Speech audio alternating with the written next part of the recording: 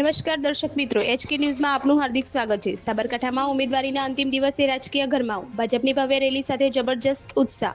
સાબરકાંઠા જિલ્લામાં સ્થાનિક સ્વરાજ્યની ચૂંટણીને લઈને આજે ઉમેદવારી નોંધાવવાનો અંતિમ દિવસ રહ્યો હતો, જેમાં જિલ્લાભરમાં જબરજસ્ત ઉત્સાહ અને ભારે ભીડ જોવા મળી હતી। જિલ્લા પંચાયત, 8 તાલુકા પંચાયત અને 3 નગરપાલિકાની ચૂંટણી માટે ઉમેદવારો મોટી સંખ્યામાં ઉમેદવારી નોંધાવવા ઉમટ્યા હતા। ખાસ કરીને ભાજપના ઉમેદવારો હિંમતનગર નગરપાલિકા અને તાલુકા પંચાયત માટે પોતાના સમર્થકો સાથે વિશાળ રેલી સ્વરૂપે ઉમેદવારી નોંધાવવા નીકળ્યા હતા।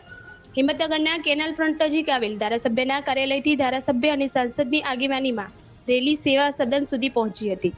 આ રેલીમાં મોટી સંખ્યામાં કાર્યકરો અને સમર્થકો જોડાતા સમગ્ર વિસ્તાર રાજકીય માહોલથી ગરમાયો હતો।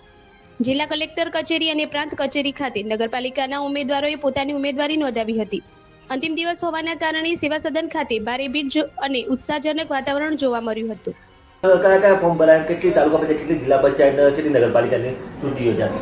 આજરોજ સાબરકાંઠા જિલ્લા પંચાયતની તમામ સીટો, 8 તાલુકા પંચાયતની સીટો, 3 નગરપાલિકાની તમામ સીટો તેમજ પ્રાંતિજની એક પેટા ચૂંટણીની ઉમેદવારી એમ સમગ્ર સાબરકાંઠા જિલ્લાની તમામ સીટો ઉપર ભારતીય જનતા પાર્ટીના ઉમેદવારો પૂરજોશથી ઉમેદવારી નોંધાવી છે અને સાબરકાંઠા જિલ્લામાં ભારતીય જનતા પાર્ટીનો વડાપ્રધાન શ્રી નરેન્દ્ર મોદી સાહેબના નેતૃત્વમાં અને મુખ્યમંત્રી ભૂપેન્દ્રભાઈ પટેલ સાહેબ અને ડેપ્યુટી સીએમ હર્ષ સંઘવી સાહેબના અને પ્રદેશ અધ્યક્ષ શ્રી જગદીશ વિશ્વકર્મા સાહેબના નેતૃત્વમાં અને સાબરકાંઠા જિલ્લામાં જિલ્લા પ્રમુખ શ્રી કનુભાઈ પટેલના નેતૃત્વમાં ભારતીય જનતા પાર્ટી સંપૂર્ણ રીતે કોંગ્રેસનો વ્હાઇટ વોશ કરશે।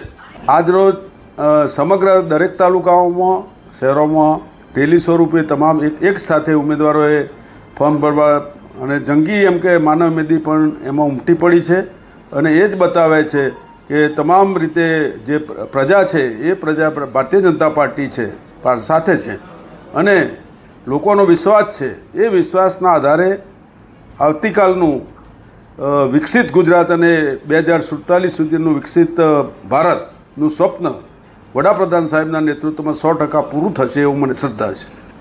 Thank you.